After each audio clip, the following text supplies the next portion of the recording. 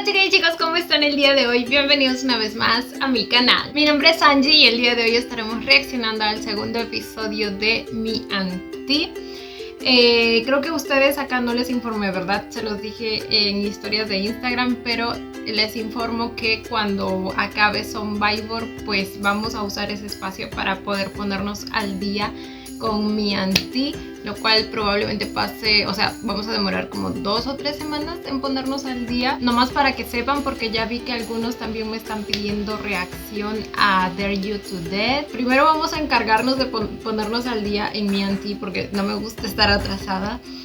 Y vemos si después de que nos pongamos al día con ese espacio lo ocupamos para Dare You to Death. Y quizá por ese mismo tiempo también acabe Goodness Bless You from Death, aunque no sé cuántos episodios son. Si alguien sabe, por favor me dice, para ir calculando más o menos cómo podríamos hacer. Pero bueno, nomás para que sepan que cuando empiece Dare You to Death aún no vamos a poder reaccionar a ella, pero hay posibilidad de que más adelante sí lo podamos hacer. A ver, les decía que el primer episodio de Mi Auntie pues me gustó bastante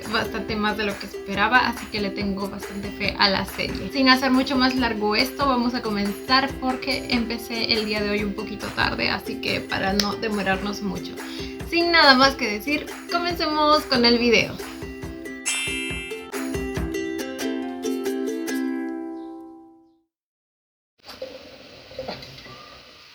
Quedamos en la escena del besito. El besito todo random y cursi. ขนาดที่จะอภัยกันไม่ได้เลยเหรอคุณเครื่องอะไรก่อนทั้งเข่าของฉันในเจ้าลิ้นฝีปากที่ทิ้งรอยบนมือของเธอก็ไม่สามารถทำให้เรากลับมาคืนดีกันได้หรอพี่เชยรัตน์ ¿Será porque aquí así no funcionan las cosas, bebé? อย่างหนึ่ง Aquí no hacemos คนเรา eso. คงไม่ดึงมือคนอื่นมาทำแบบนี้โดยไม่ได้ขอความยินยอมแต่เธอคือพีทใช่คนอื่นไกลที่ไหนกันโอเคเรารู้จัก Ok, กัน eso suena lindo, ok. ใช่คนอื่นไกลที่ไหนกัน No eres cualquiera. เรา Eres รู้จักกัน bitch. แต่ว่าคนรู้จักเขาก็ไม่ได้ทำแบบนี้มันแปลกบางคนเขาจะหาว่าคุณไปลวนลามคุณด้วยซ้ำอ่ะ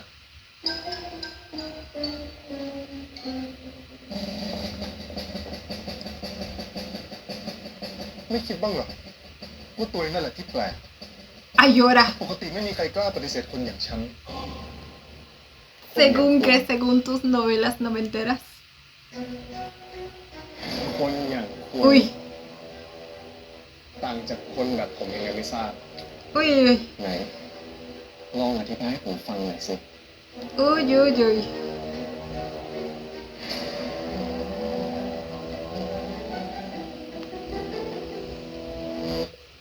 Hasta le temblaba el ojito. ¿Vieron? Le saltó aquí. Ay, no. El power bottom, como bien dijo la traductora. Black and white. ถ้าเรื่องมันยาวแล้วก็นั่งคุยตรงนี้เนี่ยแหละ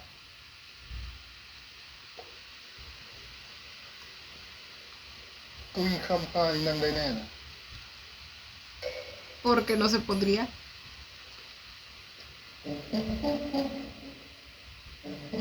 นี่คุณบูลลี่บ้านผมเหรอ Le haces bullying a mi casa. เวลาคุณไปบ้านคุณ Es porque no es un sillón todo elegante y เว acolchonadito. ลาคุณไปบ้านคนอื่นคุณอย่าไปพูดอย่างนี้นะเจ้าของบ้านเขาจะฟังคุณนะใครมันจะไปกล้า No lo retes. Ah, bueno.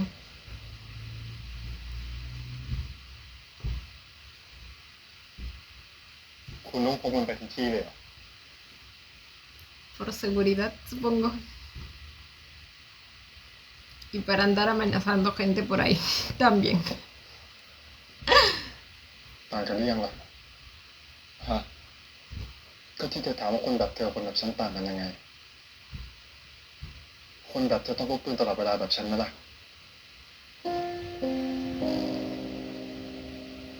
แต่ผมว่าคุณอยู่ที่นี่คุณคงไม่ได้ใช้มันหรอก Se nos viene la triste historia. ศัตรูก็พูดแบบนี้กับฉันทุกคนรักหมาต่างก็ซ่อนปืนไว้ใต้พรมกันทั้งนั้นแหละพอถึงเวลาก็หยิบปืนมาลั่นไกใส่กันถ้าฉันเชื่อคำพูดของเธอป่านนี้ฉันคงเหลือแต่ชื่อคุณมองผมเป็นศัตรูเหรอ Los ใน traumas. เมื่อกี้ยังบอกว่า ไม่ใช่คนอื่นเลยไม่ใช่เหรออย่าเล่นลิ้นให้มันมากความสรุปจะเอายังไงเอาไงเรื่องอะไรฉันต้องทำไงเธอถึงจะหายโกรธค่าทำขวัญหมอส่วนตัวหุ้นส่วนโรงพยาบาลไหมขอโทษ Acciones de un hospital, dijo. หมอส่วนตัวหุ้นส่วนโรงพยาบาลไหมขอโทษอะไรนะ Que digas que lo sientes. แค่คำขอโทษก็พอแล้ว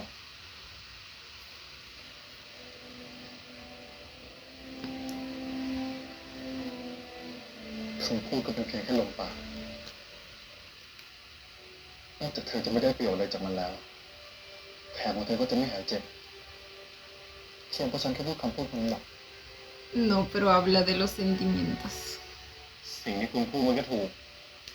คำขอโทษก็คงไม่ได้ทำให้แผลผมหายหรอกแต่การขอโทษออกมาจากใจจริงๆมันทำให้ผมรู้สึกดีขึ้นนะ Ujú. ทำไมอ่ะ Aunque yo le aceptaría las acciones, ¿eh? ทำไมอ่ะเพราะเวลาเราขอโทษมันเป็นการบอกอีกฝั่งว่าเราไม่ได้ตั้งใจเรารู้สึกผิดกับสิ่งที่ทำและจะไม่ทำมันซ้ำอีกคนที่ทำผิดและรู้ตัวว่าผิดก็สมควรได้รับการยกโทษ Así, bueno, no todas. No todas, pero sí es un buen primer paso. El mejor primer paso que puedes dar. และรู้ตัวว่าผิดก็สมควรได้รับการยกโทษ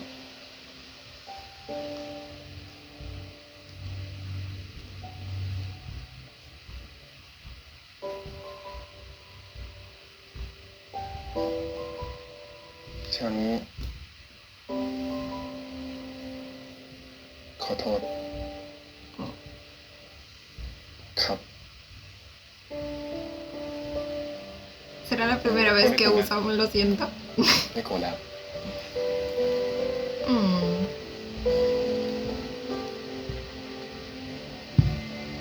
Y él, así de fácil. Oh. Pobrecito, es que toda su vida le enseñaron que las palabras no tienen valor. Probablemente tanto por promesas falsas como por la doble cara de personas que terminaron traicionándolo. เด็กแล้วคุณกลับไปพักผ่อนเถอะเดี๋ยวคุณโม่กับคนของคุณเขาจะรอนานอยู่กับฉันอย่าเรียกหาคนอื่น ¿Qué? ฮะ ¿Qué? Se ponía celoso nomás porque lo mencionó. อย่าเรียกหาคนอื่น What the fuck? ฮะ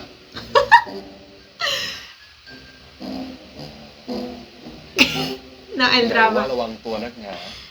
ไม่กลัวผมวางยาเหรอ Y se ponía a evaluarlo realmente. เธอจะไม่ทำกับฉันแบบนั้น Los trust issues que tiene este hombre. อยู่ที่นี่คุณปลอดภัยคุณวางใจได้ Mm.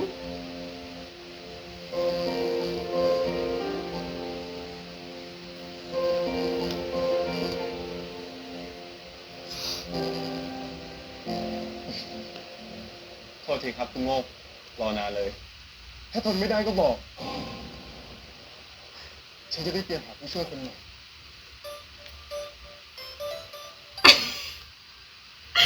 Los modos, Dios ครับ mío. ดึกแล้ว El contraste de personalidades.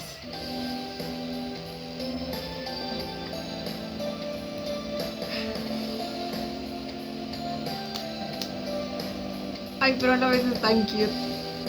Cuidado con la cabeza, güey. ผมเกือบทำคุณโดนไล่ออก อย่ายิ้มให้ผมครับคุณพีเดี๋ยวผมไม่โดนไล่ออกจริง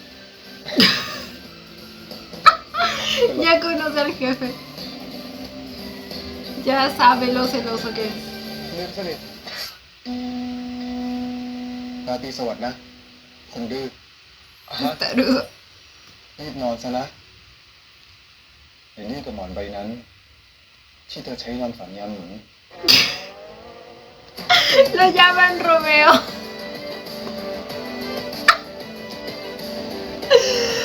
Ay, no.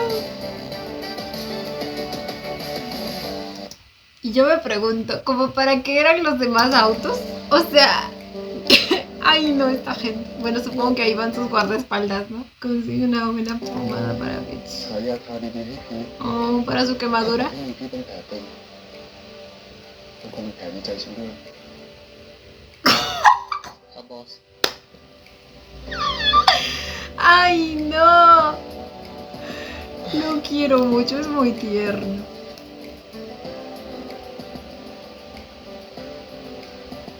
Las frasecitas que se sacan. นี่ไงวะ La almohada donde descansan tus sueños.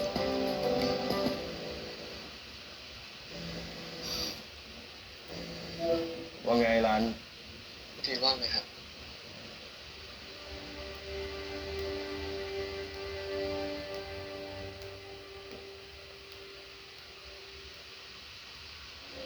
ร้าน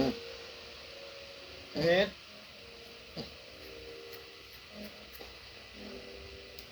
ขอบคุณที่มาอยู่เป็นเพื่อนนะพี่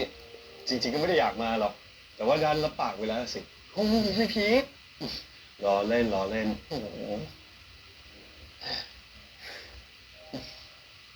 นับที่เรียกออกมาแบบนี้ก็เลิกแล้วเนาะเลิกเลยพี่แฟนยังไม่ได้เป็นเลย Eso iba a decir, no pueden terminar porque se supone, o bueno, eso es lo que dijo el episodio pasado, que no tenían nada. แต่ก็ขอห่างไปแล้วต้องจำเมื่อไหร่ตั้งแต่คืนนั้นแล้วตอนแรกก็คิดว่าอยู่ไหว Pero มันพอเข้าจริงๆทำไมการอยู่คนเดียวมันยากขนาดนี้วะพี่ mm,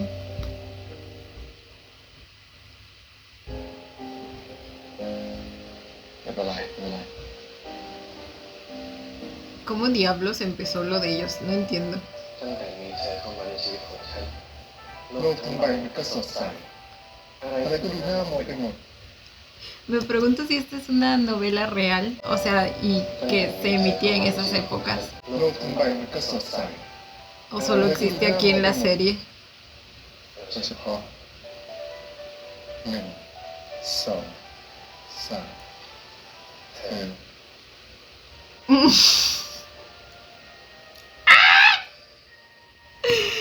No puede ser. No pueden existir personas así. O sea, no. Y por eso lo amo.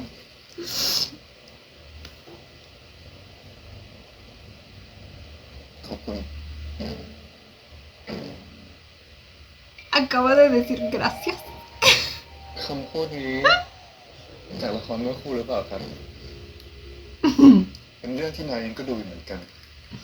ไม่ใช่หรอโม ถ้าหมายถึงเรื่องนั้น สนุกจนอยากดูตอนต่อไปแล้วครับ Que quiere ver cómo sigue su historia de amor, dice. El Mox se la está pasando a toda madre. Ah, bueno. El siguiente episodio llegó antes de lo ขอบ esperado คุณพีท para él. คุณพี่ฝากให้ผมเอายาทามาให้ครับ ที่นี่คุณพี่อยากมาด้วยตัวเองนะครับ แต่ว่าติดคอนคอร์ดต่างประเทศนะครับก็เลยมาไม่ได้ จริงๆแล้วแผลที่มือผมแทบจะมองไม่เห็นแล้วด้วยนะคุณอ่ะไม่เป็นไรก็ได้ครับนิดเดียวเองทำไมนายคุณเล่นใหญ่จังอะ Pues ya la trajo, recíbela, güey. แผลที่มือคุณพีทเพียงนิดเดียว ก็เป็นเหมือนแผลที่ใจนายผมด้วยครับใจ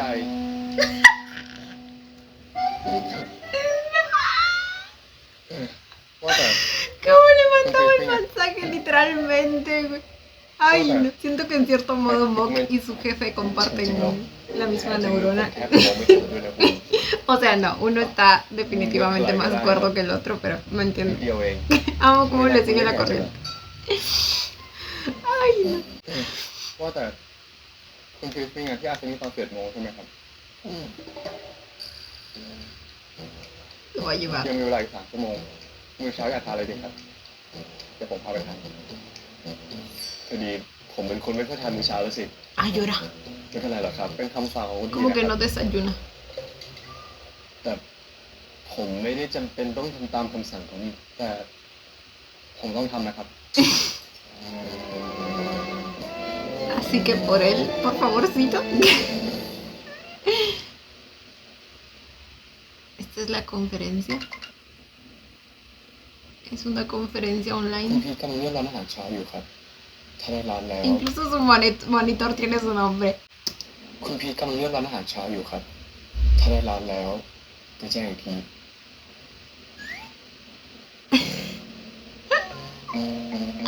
La เรา foto. ไม่ได้เปลี่ยนเสื้อผ้าเดี๋ยวนี้นี่ก็จะไม่ใส่อะไรอยู่แล้วกล้าแต่งตัวนี่จากหัวบ้านได้ยังไง Ah, por eso era. Güey, no. Ni siquiera lo vio en vivo. ห้ามเข้าใกล้พีทเกิน1 เมตร No, bueno. El tóxico.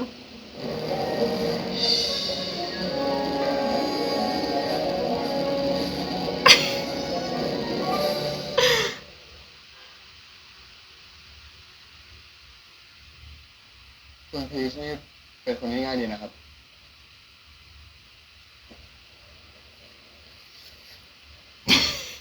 Literal. ปกติต่างหากครับ ผมว่าคุณโว่งน่าจะอยู่กับคุณทีจนชินมากกว่า Debe ser eso. La costumbre. แล้วชีวิตแบบคุณทีนี่ในความเข้าใจของคุณพีชมันเป็นยังไงเหรอครับ ก็รวยอะมีเงินที่จะซื้อทุกอย่างได้ Y vive en una realidad alterna. มีเงินที่จะซื้อทุกอย่างได้ ทุกอย่างที่แปลว่า ทุกอย่างจริงๆถูกไหมครับ เกือบทุกอย่างมากกว่าครับ Siempre hay algo que el dinero no puede comprar. นอกจากอลัน มีอะไรอีกที่เงินคุณดีซื้อไม่ได้หรอ คงจะเป็นครอบครัว แล้วก็ความรักนะครับ Oh. ครอบครัวของคุณทีทำธุรกิจอยู่ที่ฮ่องกงเป็นหลัก O sea que está คุณพ่อ solo คุณแม่ก็ aquí. วางหลักปักฐานอยู่ที่นั่น Vive en Mock, es su única familia. O bueno, lo más cercano a ella. มีทำเป็นธุรกิจที่เล็กที่สุดครับ นอกจากเล็กที่สุดเป็นธุรกิจบังหน้าด้วยใช่ไหมครับ Se refiere a los negocios turbios que ตอนแรก supuestamente ก็จะเป็นแบบ tiene. นั้นครับ แต่ตอนนี้คุณพีจริงจังกับมันมาก ทุกวันนี้ออกจะมากเกินไป จนคุณท่านเริ่มจะไม่พอใจแล้วครับ คุณท่าน ¿Su padre? คุณพ่อของคุณทีนะครับ Ah. แต่ละคำแต่ละอย่างพูดออกมาจากในละครเลย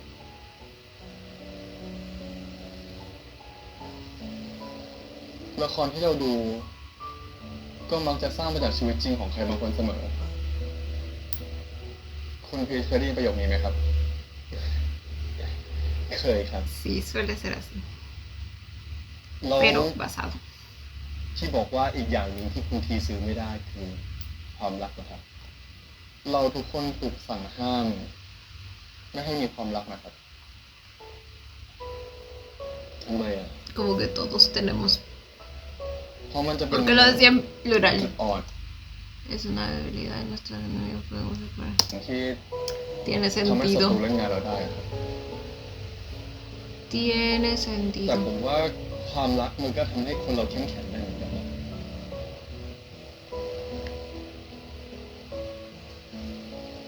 สิ่งที่ผมรัก คือพักน้องสาวผม แล้วก็การถ่ายรูป2 สิ่งเนี้ย มันช่วยทำให้ผมได้ก้าวผ่านอะไรยากๆในชีวิตมาได้ ไม่รู้สิ ผมว่าผมอาจจะคิดต่างจากพวกคุณครับ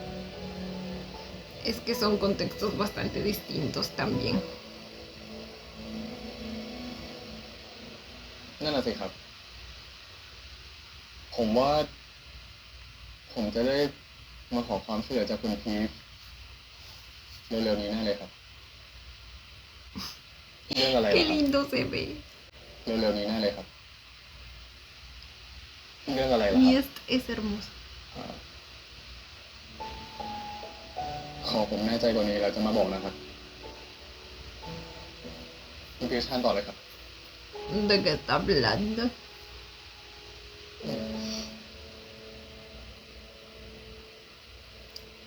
Nos dejó con la intriga. Bueno, creo que pues,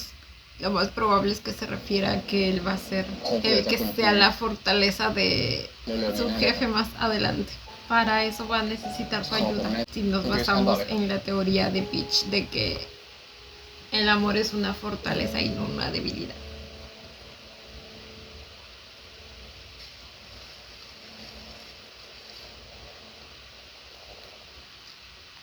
มื้อเช้าของคุณพีชยังไม่หมดเท่านี้นะครับ พร้อม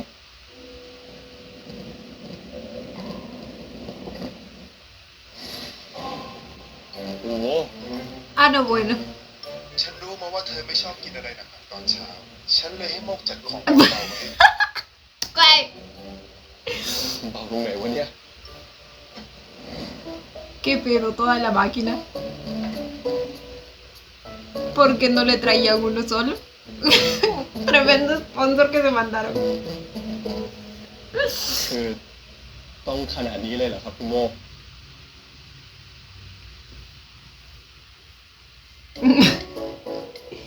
Pues toca aceptar, bebé. หวังว่าสิ่งที่ฉันเตรียมไว้ให้ จะพอทดแทนการที่ไม่ได้เจอหน้าฉันเมื่อเช้านี้ได้นะ พี่เชยรัตน์ Amo cuando dice su nombre entero.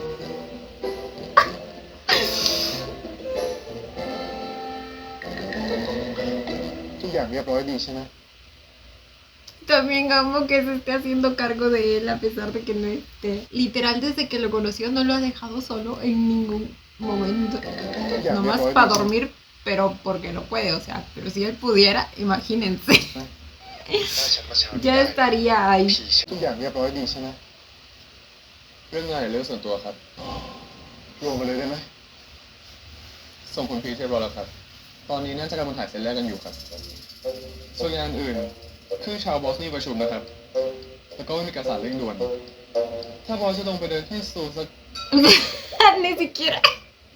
Ah, pero quería que le cuente todo, ¿verdad? Pero ya se sabe que es lo único que le importaba. เรื่องถ้าบอสจะลงไปเดินให้สูสัก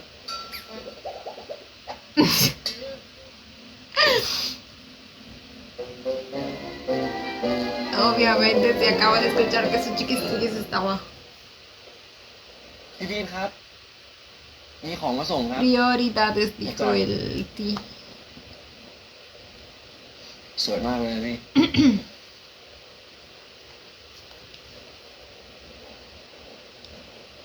ไม่เข้าไปเหรอครับ ถ้าเข้าไปตอนเนี้ยพีทอาจจะดีใจได้ไม่เต็มที่ เพราะว่าเขินฉันน่ะสิ Iba a decir, ah, bueno, ya está aprendiendo. Pero él piensa que es porque va a estar tímido con él. ¿Cuándo ha estado tímido con él, güey? เพราะว่าเขินฉันน่ะสิ Él realmente piensa que su presencia lo intimida o algo así. Ay, no. Lo ดอก de ไม้ช่อ Lulu นั้น que ตรงตาม está. นี้ใช่ไหม ใช่ครับ ดอกไม้จาก4ฤดูกาลแทนคำขอบคุณสำหรับ Fall Collection Como la decimos para colecciones de año, para invierno, para และเตรียมพร้อมสำหรับ Winter y verano. Spring แล้วก็ Summer พีทตกลงรับอีก3โปรเจกต์แล้วใช่ไหม ยังครับรออะไรอยู่ คุณพีชขอเดียวสัญญาเป็นโปรเจกต์ย่อยครับเดี๋ยวฉันคุยกับพีทเองสนิทกันแล้วเหรอครับ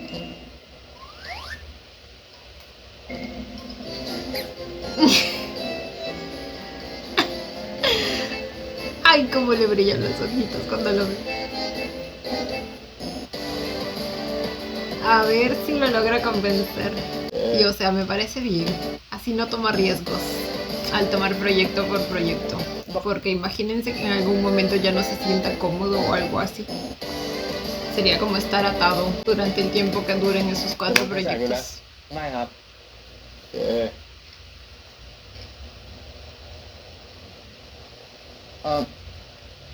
พี่พีทครับ ดอกไม้พ็อปอันนั้นน่ะ มันดูแพงมากเลยนะพี่ ถ้าเกิด พี่ใช้ถ่ายงานอะไรเสร็จหมดแล้วอ่ะ ผมขอได้ไหมครับพอดีว่าผมจะเอาไปให้สาวอ่ะพี่ก็อยากจะช่วยนะ No es deแต่ไม่ใช่ดอกไม้ eso, คอมดิ utilería. แสดงว่าเป็นของส่วนตัวเหรออุ้ยแฟนพี่นี่นะเล่นใหญ่จริงๆเลยนะเนี่ยและก็ไม่ใช่ของพี่ด้วย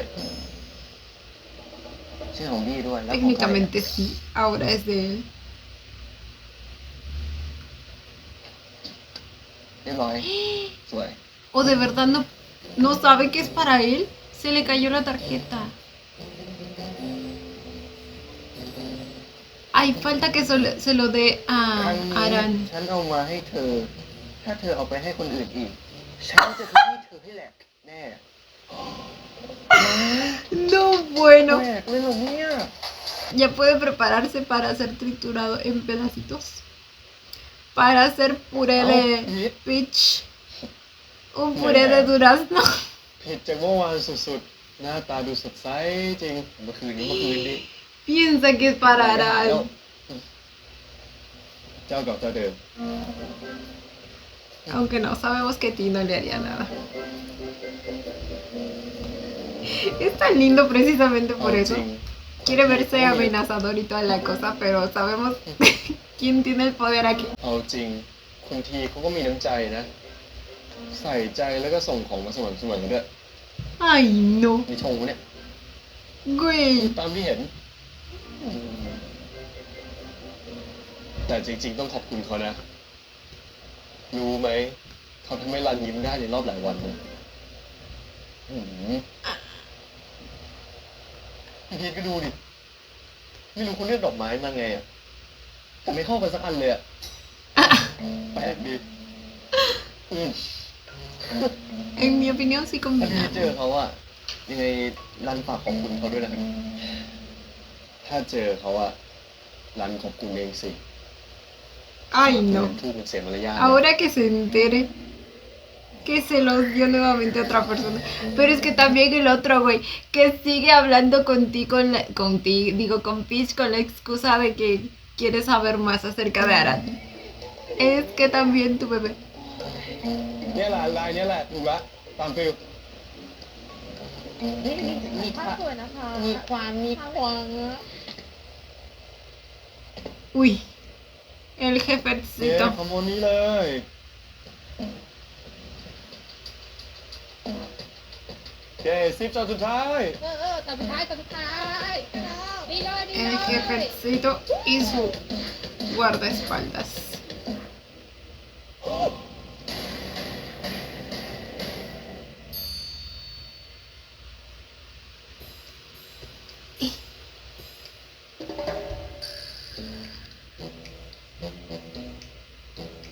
เดี๋ยว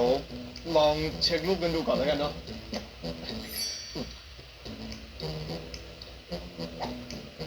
Piensa que quiere hablar. ¡No! Les está dando su espacio, güey. เดี๋ยว ¡No! อืม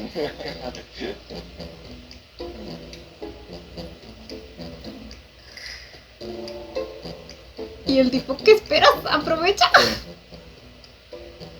คุณเตรียมร้านอาหารอิตาเลียนดีๆสักร้านแล้วกัน อิตาเลียนเหรอ Ay, él va a pensar que es para él. ร้าน มาเช็ครูปหน่อย ได้พี่ Y Peach poniendo todo de su parte, güey. Para que esos dos se logren.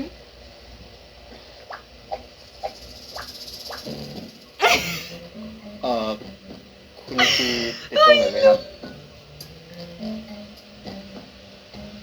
ดูดีมาก Nomás porque es el trabajo de sus chiquistriquis, güey.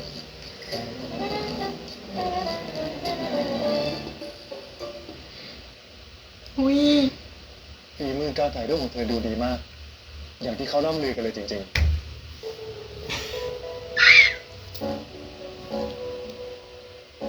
Ay, no. Y en la cara de Aran. ๆ ใช่เลยครับ พี่พีเขาถ่ายรูปเก่งจริง งั้นถ้าไม่มีใครติดตรงไหนก็เดี๋ยวรันไปพักก่อนเนาะ ครับพี่นุช ากรันด้วยนะครับ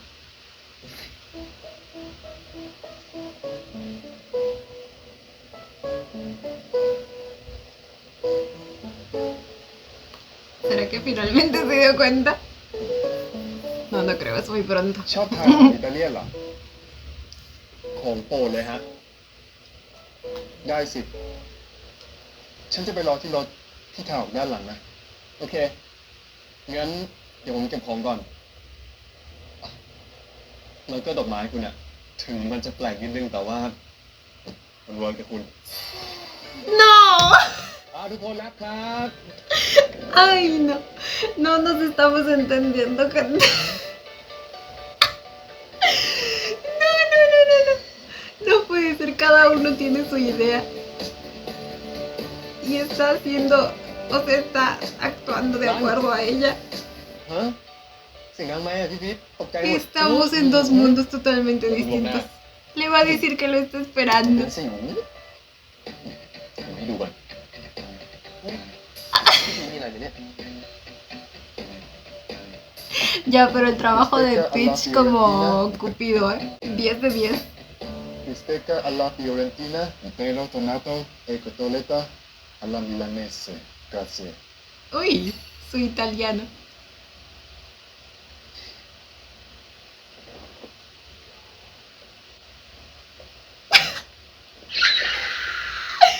¡Ay, no! เห็นพี่พีชบอกว่าพี่อยากมาทานข้าวกับผมพอดีเลยครับ ผมก็อยากขอโทษคุณพีเรื่องวันนั้นเหมือนกันว่าไงครับ Pero es que te has olvidado lo que le has dicho, hombre. ¡Ay, no!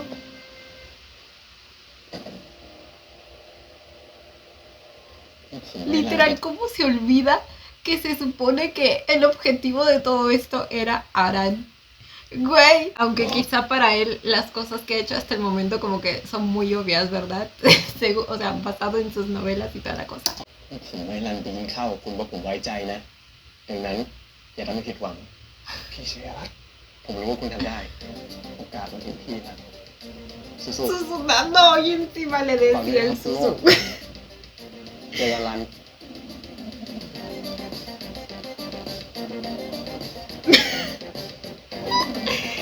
Eso te pasa por usar excusas. น่าเสียดายจังเลยฟรีแลนซ์ไม่มีโบนัสเนี่ยนะ Ay, ay, ay. นี่เขาวิ่งหนีอะไรกันอะไฟไหม้เหรอขอโทษนะครับ เราไม่มีเวลาให้เคลียร์ลูกค้าเราแพงนะครับ เข้าใจได้ครับ ผมโทรมากระทันหัน Es porque se paró el restaurante. Las pobres personas estaban en mitad de su comida. ขอโทษนะครับ เรา Y ไม่ los มีเวลาให้ botaron. เคลียร์ลูกค้าเราแพงนะครับ เข้าใจได้ครับ ผมโทรมากระทันหันด้วยอาหารกับไพรส์ส่วนโปรแกรมนะครับช่วยด้วยนะครับคุณดอนเดี๋ยวนะครับ อันนี้คือเรื่องอะไรอะครับแล้วที่คนวิ่งหนีออกมาเมื่อกี้คืออะไรอะที่นี่คือร้านอาหารอิตาเลียนที่ดีที่สุดในประเทศ แต่ private zone ถูกจองเป็นถึงปีหน้า คุณเครดิตก็เลยซื้อร้านครับ ฮะ ซื้อร้าน ¿Lo compró? Ni siquiera lo alquiló, güey. เป็นไรเลยครับแค่เวลาที่คุณเครดิตต้องทำเย็นละใช่ไหมครับ Ah, no, bueno. Este hombre se limpia el poto con dinero. Literal.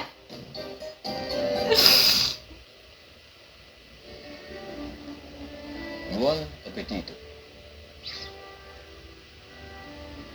ทำไมถึงยอมมาทานข้าวกับฉันคิวนั้นยังทำยโสโอหังมีกระโสระยาเลยจำเลยละจำเลยละ ¿Cómo โส qué? โสระยาเลย En el defensor del amor. ¿Cómo que acá también hay alguien que se llame Soraya? Güey, Televisa también tiene a su Soraya. คิวนั้นยังทำระ ¿Qué ยาเลยจำเลย haces ละ besando la Alicia? จำเลยละครับเพราะว่าเล่นตัวไปแล้วฉันไม่ง้อละสิโทษทีนะ Güey, tampoco le puedes llamar a hacerse el difícil nomás กระ porque โสระยาเลยจำเลย no quiso acostarse contigo cuando literal lo estabas ว่า amenazando. เล่นตัวไปแล้วฉันไม่ง้อละสิโทษทีนะที่ฉันไม่ได้เดินตามเกมของเธอ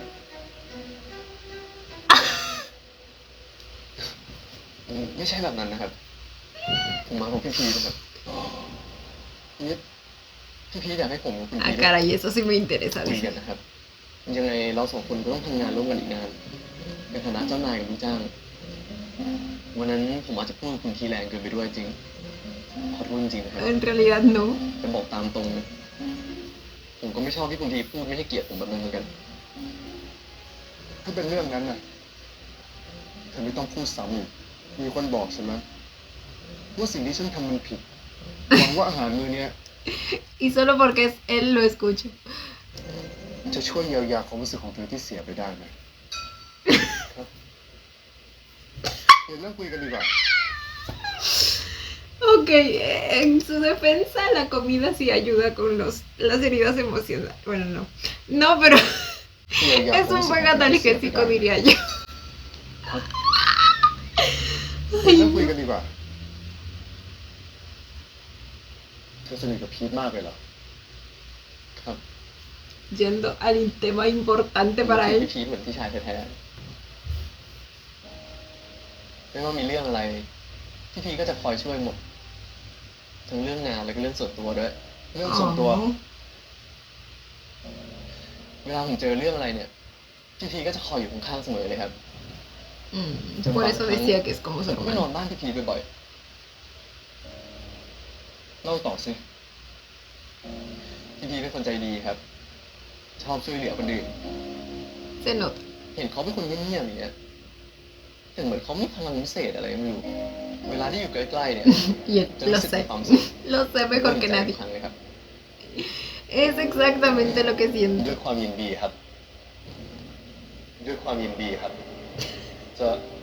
เอาเนื้อใส่จานให้เฉยๆอะก็เห็นว่าคุณยังไม่ได้ทานอะไรก็เข้ามา อยู่ที่นี่คุณปลอดภัย คุณวางใจได้ Oh. ดูครับ La carita. พี่ทานต่อได้ตามสบาย ฉันคงต้องขอตัวก่อน ครับ ร้านนี้ฉันยกให้เธอ Y esperamos que la comida sane tus heridas emocionales. แต่แลกกับการที่จะห้ามไปนอนค้างบ้านพีอีก Ay, güey. Ya sabía yo que le había prestado atención a esa información en especial. Porque luego en los adelantos, วันนี้อะ el güey sale con la idea de querer quedarse en su casa, ¿verdad? Pues tú disfruta, bebé.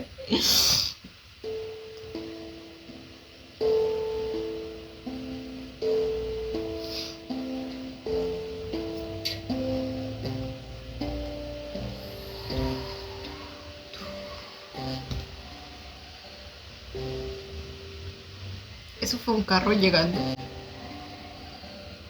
¡Ah! ¿Escucharon la frenada? Güey.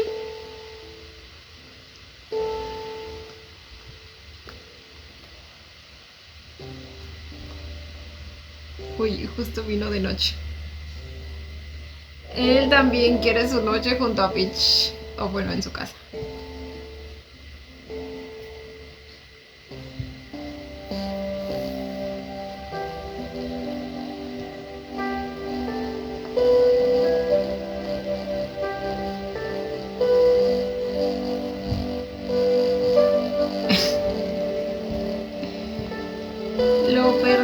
desde el minuto 1, gente.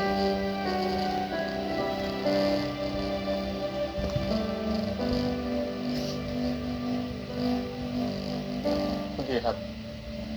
กลับไปให้หมด คืนนี้ฉันจะค้างที่นี่ ว่าไงนะครับ Excuse me, dijo el mock.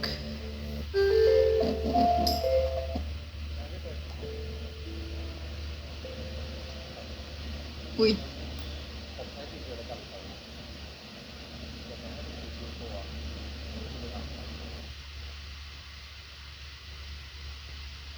เดี๋ยว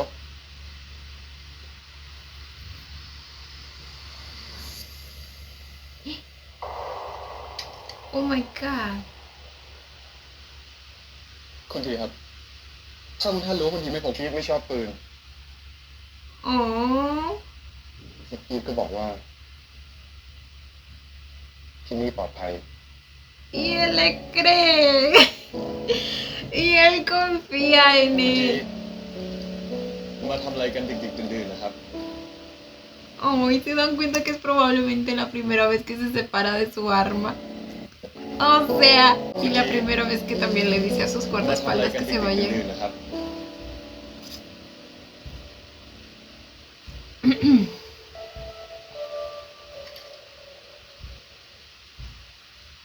Mm, tremendo pistolón que es esa arma. เอาจริงๆบ้านเธอกับห้องน้ำบ้านฉันแค่นิดเดียวฉันซื้อหลังใหม่ให้เอาไหม Literal. Su baño es el que Ah, vimos, sí, ¿verdad? tío. El que tiene la bañera en medio y Sí, la todo lo bañera. demás es gigante. ผมบอกคุณแล้วไงว่าคุณอย่าบูลลี่ ฉันไม่ได้บูลลี่ Pobrecita su casa, güey. El desrespeto que le hacen. ที่ถามก็เพราะซื้อให้ได้จริง Pues por eso se siente mal, güey. La pobre Pero, casita Japón. se va a sentir mal. ๆทำไมฉันต้องเปลี่ยนก็รองเท้าคุณเลอะไง ผมไม่อยากถูบ้านใหม่ฉันโทรตามแม่บ้านให้ก็ได้เปลี่ยนรองเท้าก็พอหรือจะเปลี่ยนกระเบื้องทั้งหลังก็ยังได้เลย No, bueno. เห็นไหมคุณที Nos fuimos de un extremo a otro. Traer la criada. Cambiar los เปลี่ยนรองเท้า azulejos. ก็พอหรือจะเปลี่ยนกระเบื้องทั้งหลังก็ยังได้เลยหินอ่อนดีนะคุณที Ay, no.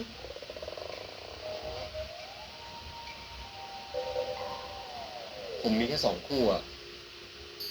Ay, todo adorable. ผมคุณจ่ายไปก่อนนะ Cierto, y su hermana está en casa. ไหวเนาะ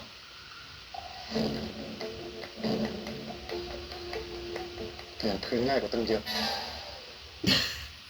No es más fácil ponerte las pantuflas, creo.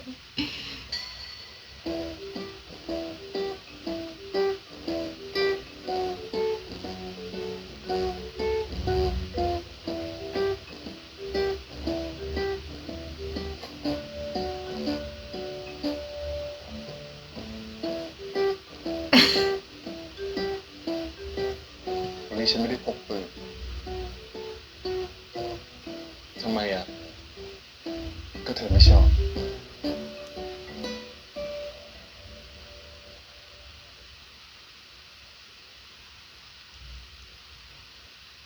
ผมรู้ว่าวันนี้ผมทำได้ดีและถูกใจคุณมาก แต่คุณไม่เห็นต้องลำบากมาถึงหน้าบ้านผมเพื่อขอบคุณด้วยตัวเองเลย ขอบคุณ สิ่งที่เธอทำวันเนี้ยนอกจากไม่ควรจะได้รับคำขอบคุณจากฉันแล้ว เธอควรจะโดนลงโทษด้วยซ้ Güey, ำลงโทษ no le puedes culpar, ¿ok? Porque no ha sido lo suficientemente claro y ligas bien raro. ลงโทษเธอทำในสิ่งที่ฉันไม่ได้สั่งก็คุณจะจีบอลันไม่ใช่เหรอ ผมแค่ช่วยคุณไง รู้ใจฉันจะไปทุกเรื่องเลยนะพี่เชรา Literal no es lo que piensas, es lo que dijiste. Uy. Uy.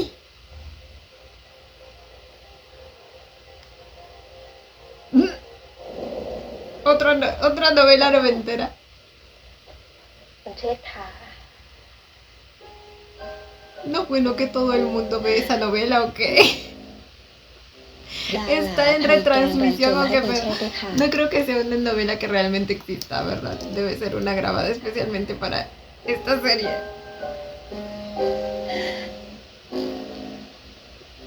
ดาหลาทำแกงรันจวนมาให้คุณเชษฐ์ด้วยค่ะ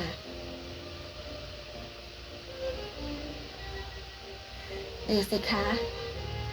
น่าทานเชียว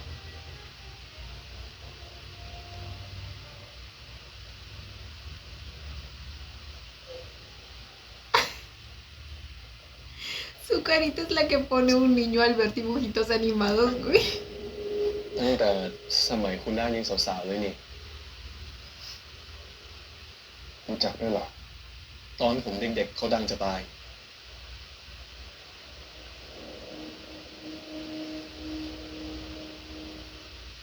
คุณชอบดูละครเหรอ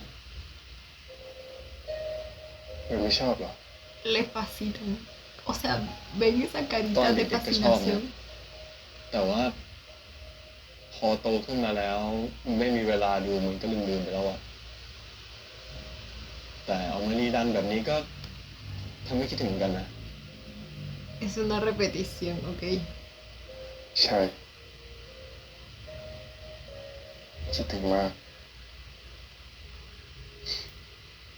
โอ้มาเป็นละครขำจริงด้วยแล้ว Ay, ¿será que el ver novelas le trae algún recuerdo especial? Quizá las veía con su madre o algo así. Y su madre, por cierto. Dijeron que ambos estaban en Hong Kong, ¿verdad? วันนี้คุณมาทำอะไรบ้านผมนะทำอะไรให้ฉันกินหน่อยสิฮะนี่คุณซื้อร้านอาหารอิตาเลียนให้รันแต่คุณไม่ได้กินข้าวเนี่ยนะในแบบนั้นฟ้องเธอเหรอ คุณ No le dijiste que no se lo diga a nadie. เขามีชื่อนะคุณอย่าเรียกอลันแบบนั้นสิ Respetación para mi amigo. การเรียกคนอื่นด้วยอาชีพแบบนี้ไม่ดีนะคุณ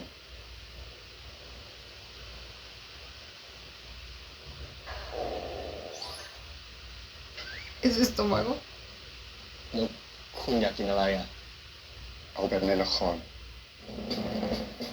No, bueno, todo lo saca de ahí.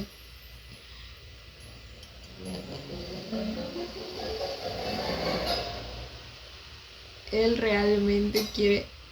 su historia de amor de telenovelas.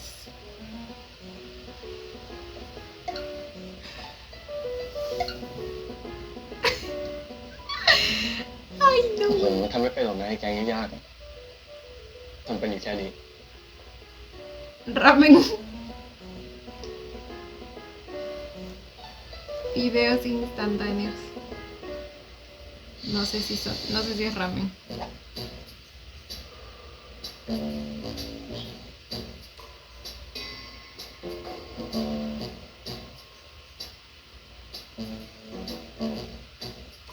เป่าด้วยคุณ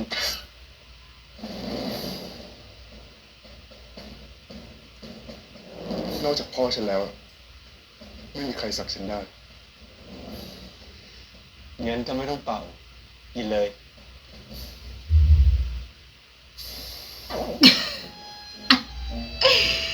No era una orden, era una recomendación, pero pues bueno, si no la เชื่อ quieres ผมได้ยัง seguir. เอามานี่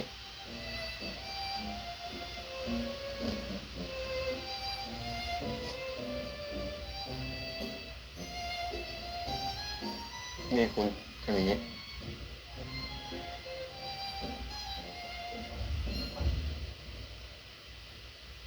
Ayuda.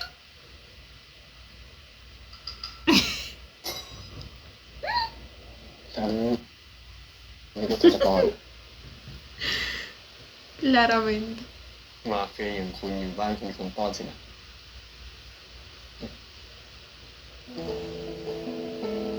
En realidad no. Nunca he visto una serie de mafiosos en la que el mafioso tenga alguien que lo alimente. O sea, alguna criada o un โล criado กด้วย o algo así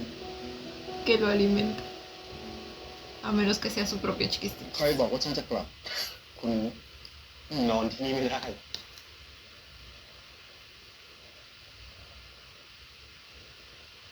ทีนี้ฉันจะค้างที่นี่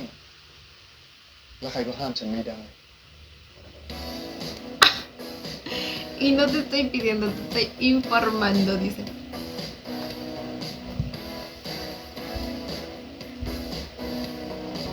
แล้วทำไมถึงค้างที่นี่ไม่ได้ล่ะ เขาต้องการค่าเช่าเหรอ Ya decía yo, mucha valentía de parte de nuestro team, sabiendo que su debilidad es su chiquistriquis. Y si él no quiere que pase la noche ahí, no va a แล้วทำไม pasar ถึง la ค้าง noche ที่นี่ ahí. ไม่ได้ล่ะ เขาต้องการค่าเช่าเหรอ ถ้าคุณจะเอาเรื่องเงินมาพูดอีกก็ไม่ต้องคุยกัน Y no quieres eso. เฮียเรายังค้างที่นี่ได้เล Su ย carita. ก็นั่นมันน้องผม Ay, me da una ternura el tío. เฮียเรายังค้างที่นี่ได้เลย ก็นั่นมันน้องผมไงคุณ มันจะต้องเป็นใครในชีวิตเธอ บอกมาสิ คุณไม่ได้ก็คือไม่ได้ครับ No, es no.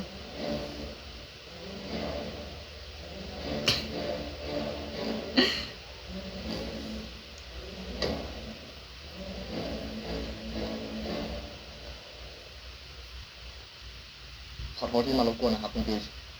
ไม่เป็นไรครับ กลับกันดีๆนะครับ ขอบคุณครับ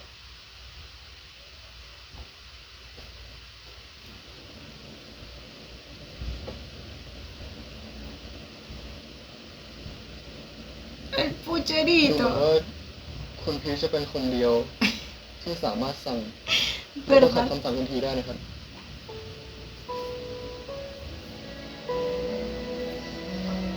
Oh. Próximamente ni a su padre le va a hacer caso si es que la orden de Peach dice lo contrario a la de él.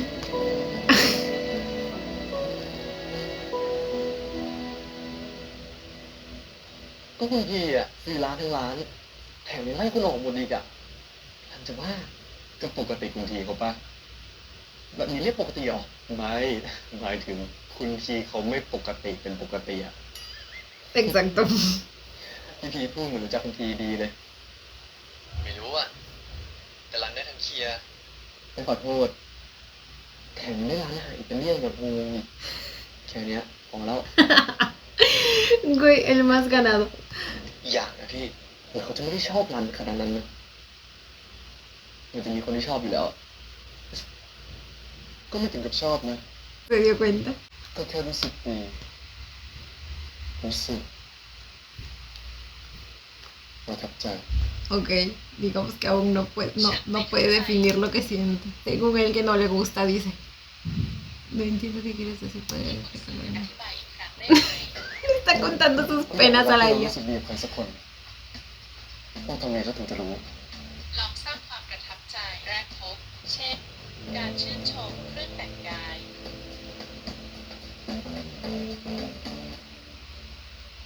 ชื่นชมเครื่องแต่งกายเหรอ Algo me dice que eso no va a salir bien. Es que es ti, güey. สีเงินลายจุด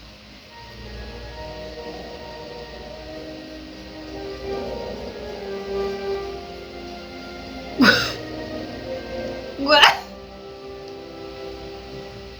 อะไรทำเธอให้มั่นใจรู้ว่าใครคือฉัน ชุดน้ำเงินมีลายจุด จดหมายว่าอย่างนั้น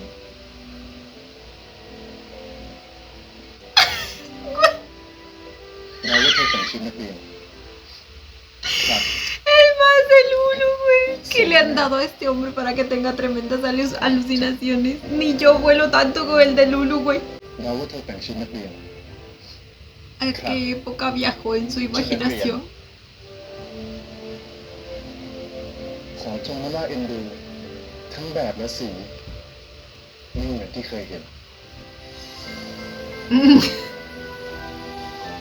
Se imaginaba la escena elogiando su traje. Y se inspiró en las estrellas, güey, para imaginar el suyo ที่ propio. ดูจริงจังและน่าเชื่อถือกว่านี้ไหม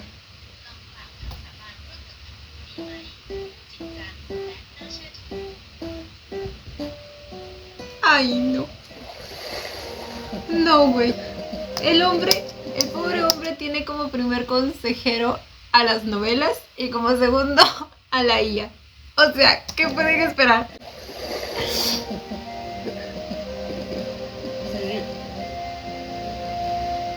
Ay, llora.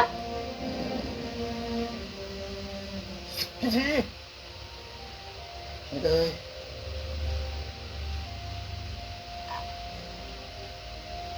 What the ข้าขอเส้นเลือดต่อหน้าศาลเจ้าพ่อไซข้าจะรัก จะรอพีชแต่เพียงผู้เดียว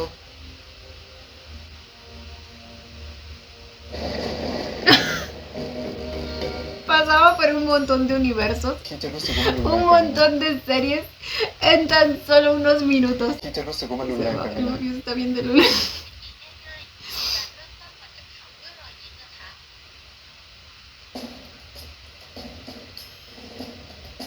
ตอนนี้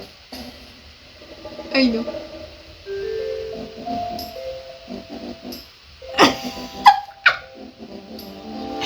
Se aparecía literalmente con una sonrisa.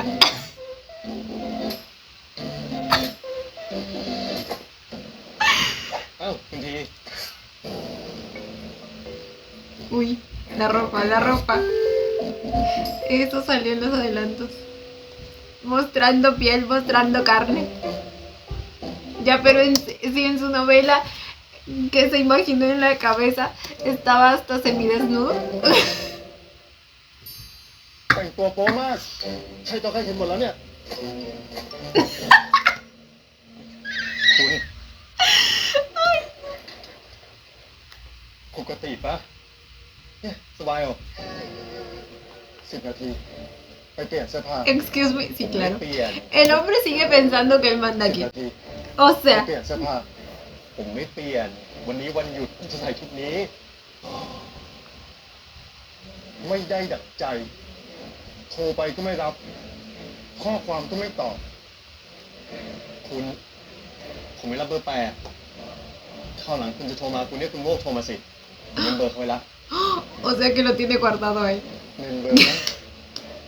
แต่ไม่เมมเบอร์ฉัน Y no es suyo. คำพูดแต่ละประโยคของเธอ Corre, perra, ไม่ corre. เมมเบอร์ฉันคำพูดแต่ละประโยคของเธอ Valiste madre, มัน mo. กำลังจะทำฉันเป็นบ้าแล้วเช้านี้คุณมาบ้านผมทำไมเนี่ยคุณทีมารับคุณทีไปทานมื้อเช้าครับ งั้นผมขอเข้าไปล็อกบ้านก่อน3 นาที เดี๋ยว เอาโทรศัพท์มา3 นาทีที่เธอขอ คงพอมีเวลาให้ฉันได้เมมเบอร์ตัวเองในเครื่องเธอ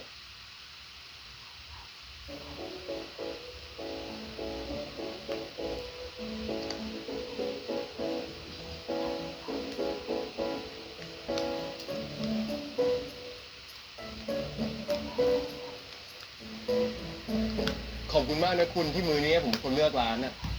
แต่ห้ามปิดร้าน ห้ามซื้อร้าน ห้ามเหมาตึก ห้ามอะไรทั้งนั้นนะคุณ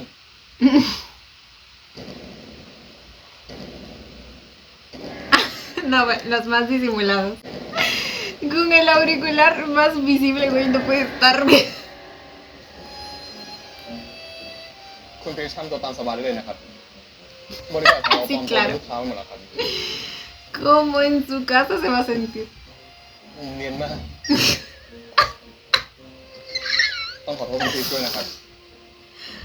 แต่ผมจำเป็นต้องทำเพื่อความปลอดภัยของคุณทีครับ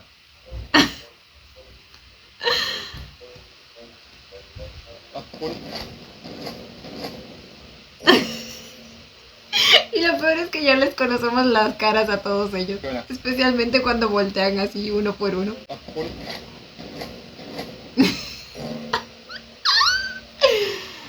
ในร้านไม่มีแอร์อะมันร้อนกว่านี้อีกแค่กินโจ๊กผมว่าไม่ต้องเท่ขนาดนั้นหรอกมั้งจะทำอะไรอ่ะ Uy. Eso, bebé. Eso. Síguele. อยู่นิ่งๆเถอะคุณ Uy.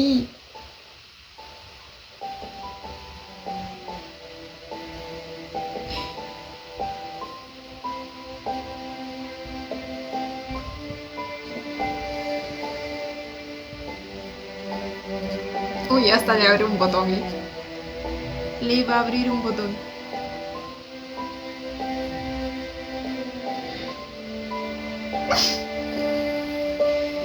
Sintió cositas de mafioso enamorado. Qué bello se ve. Así un poquito más informal. ทุกคนก็ต้องมีครั้งแรกเสมอนะคุณขนาดไม่ใส่สูทยังเท่อยู่นะคุณ Confirmo. Hasta mejor. พีทเธอทำให้ฉันรู้สึก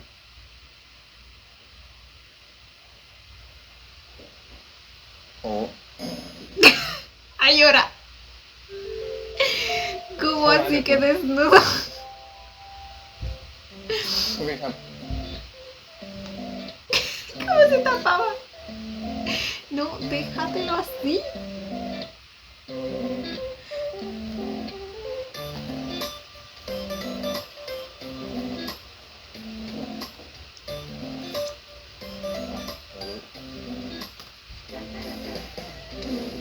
มื้อ2 คนเอาอะไร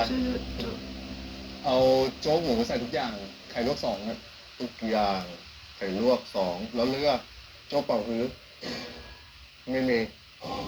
probablemente está pidiendo โจ๊กจักรพรรดิมีไหม ก็ platos ไม่มีเราธรรมดาก็ได้ fichos, ¿verdad? แต่ขอฟัวกราวออนท็อปนี่เรื่องกุ๊บดีนอ้วเหรอ Se está burlando de mi restaurante. เอาเหมือนกันนี่แหละครับเหมือนกันนะ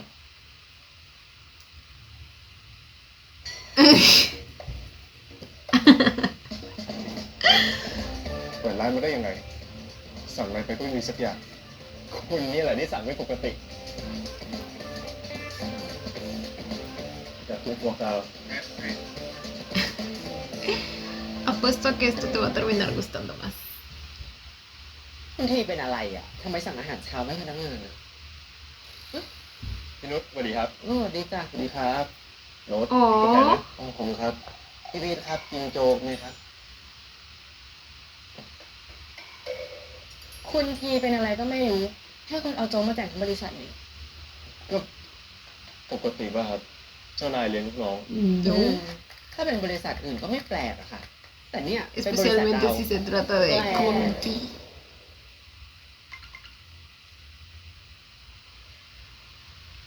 The one and only ใครอ่ะ Se guardó con ese nombre el desgraciado. ฉันรอเธอที่ดาดฟ้า ถ้าไม่เห็นหน้าเธอภายใน3 นาที ฉันจะให้ฝ่ายประชาสัมพันธ์ประกาศชื่อเธอ Uy, บอกมานะ el único e inigualable team. เดี๋ยวพี่เข้าน้ำก่อนนะรถกาแฟนะ ขอบคุณครับ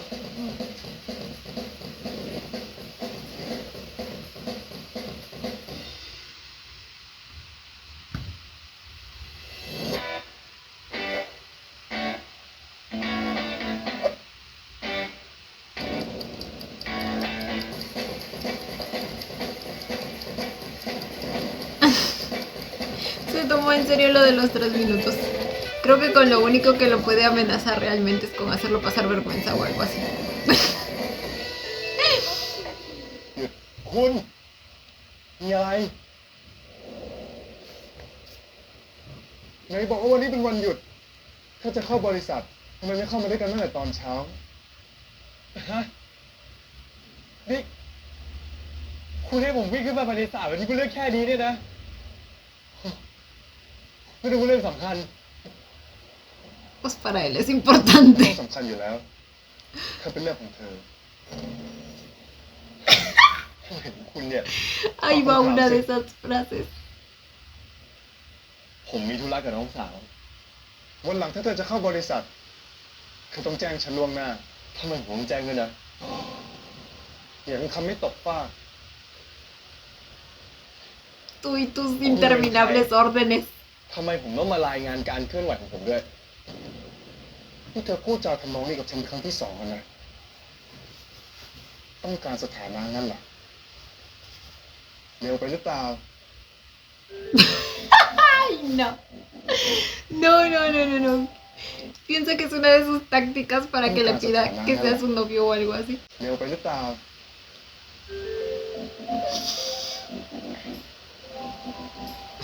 ฝ่ายงานมีปัญหา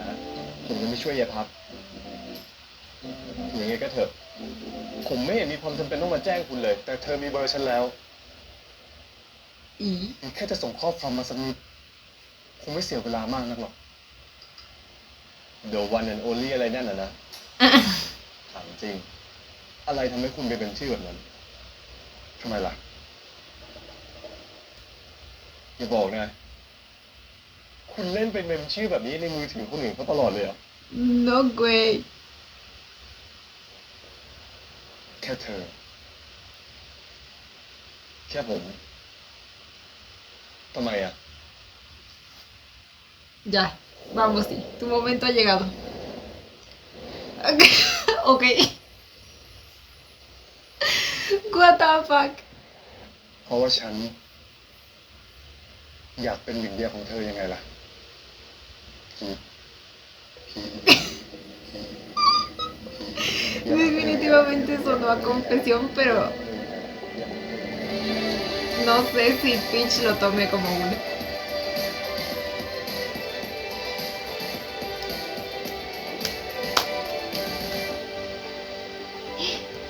Ay, se me hizo hizo corto el episodio y eso que duró 59 minutos. นายน้อย Ah, esto es cuando estaba pensando en cómo guardar su número. เป็นเบ็ด Babe. What the fuck?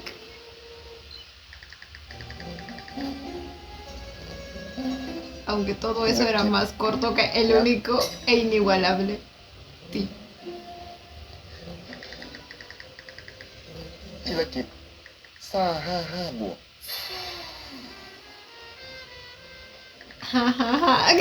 Ya entendí. ธุรกิจหน้ายิ้มบล็อกแบ็คหัวใจกล้าเดิน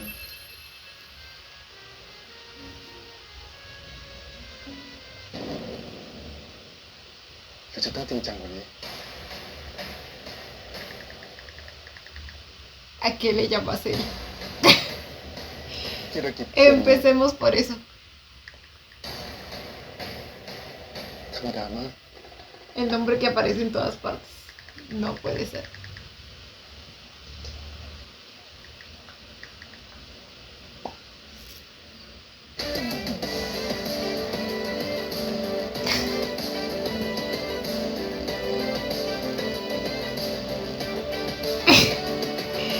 Y el orgullo en su cara una vez que terminó. พ่อคุณแม่คุณทีกลับมาจากฮ่องกงกระทันหันนะครับนี่เราเสิร์ฟผมมาให้ ¿Ese no es el papá de Vegas? No, bueno, el hombre no se quiere retirar de la mafia, ¿eh? O sea, พ่อคุณแม่คุณที hasta nueva familia tiene. Y sigue dedicándose a lo mismo. Vinieron de visita desde ฮ่องกงกระทันหันนะครับนี่เราเสิร์ฟผมมาให้ดูแลคุณทีแทนครับ แล้วมัมมีเป็นคนเดียวที่ได้ครอบครองหัวใจของพี่เคนอยู่หรือเปล่าล่ะคะ Are you in love Uy. คุณพีฝากความสุขมาให้ นี่คืออาการของชายหนุ่มที่ตกหลุมรักเขาแล้วจริง สวัสดี อ๋ ค อ รับนิวิทย์นะครับ เป็นหัวหน้าทีมคนใหม่คือเราไม่รู้จริงๆว่าเราต้องมาถ่ายกันแล้วเกิดอะไรขึ้นจะต้องกระจอกเสือกที่อะไรมึงวะ Uy. Ok, tenemos bastantes personajes nuevos para el siguiente episodio hoy. Y bueno chicos, este fue el segundo episodio de Mi Auntie y terminamos con una confesión. Bueno, yo lo tomaría como una confesión, pero ya saben, siempre tenemos esta cosa en las series en las que uno pues ya lo toma como tal, pero luego el prota pues no necesariamente, por alguna u otra razón. Siempre pasa, así que no lo vamos a dar por hecho. Durante casi todo el episodio como que Peach aún seguía pensando que a Ti le gustaba Aran y pues no lo culpo porque eso es lo que Ti le dijo inicialmente, entonces es natural que él piense así. Las flores que eran para él se las terminó dando a Aran, la invitación a comer que también era para él se la terminó pasando a Aran. Ahora, es tan lindo porque se nota el esfuerzo desinteresado que Peach le pone a que pues su amigo pueda tener una nueva relación, una nueva oportunidad en el amor y pues también de paso beneficiar o hacer que Ti aprenda a acercarse a la persona que le gusta pues de la manera adecuada. Es un alma tan pura la de Peach, de verdad. La descripción que Aran le dio a Ti acerca de él es exacta, o sea, perfecta. Ahora, de algún modo para Aran ya está claro que en realidad él no es el objetivo acá. Yo siento que él sí, pues ya sabe lo que está pasando, especialmente por el interés que claramente Ti muestra hacia Peach. No sé si le habrá llegado a decir lo que pensaba, solo la escena quedó cuando le dijo, creo que está interesado en otra persona y nada más, pero no sabemos si le habrá dicho quién podría ser esa persona. Por otro lado, supimos un poco más acerca de la familia de Ti, acerca de que no viven con él necesariamente, aunque al parecer van a estar de regreso la semana que viene, o sea, el siguiente episodio, pero pues usualmente están en Hong Kong, según nos dice Mok. Por lo tanto, Ti no sabe ni lo que es una familia ni lo que es el amor, al menos para una persona normal, ¿me entienden? Tuvieron un diálogo bastante interesante ahí, Mok y Ti. Mok como que ya va viendo cómo Ti va a repercutir en la vida de su jefecito, así que ya le dijo que incluso va a ser de ayuda para él más adelante. Ahora, la dinámica entre Peach y Ti es muy linda porque, como les digo, T constantemente quiere intentar dar órdenes, intenta hacerle saber quién es quien manda aquí, pero sabemos quién es quien manda aquí realmente, y ese es Peach definitivamente. Vamos viendo cómo poco a poco Peach se va convirtiendo en su debilidad, es al único al que le hace caso, fuera de su padre obviamente. Bueno, su debilidad no, porque como bien dijo Peach, el amor no es una debilidad, es una fortaleza. Pero pues me entienden, es lo que más le importa en este momento, e incluso es la persona en la que más está confiando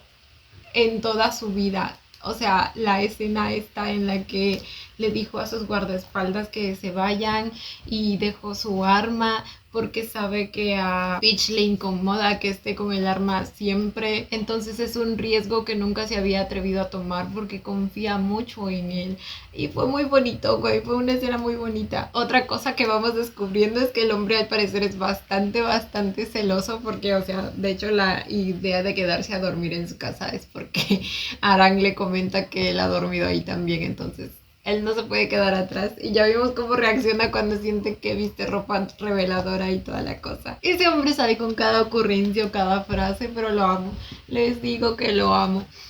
Nada, chicos, me gustó mucho el segundo episodio. Vamos a ver cómo sigue el siguiente. En la siguiente semana ya vamos a poder reaccionar a 2 episodios, como les venía diciendo. Así que nada, esperemos ponernos al día pronto.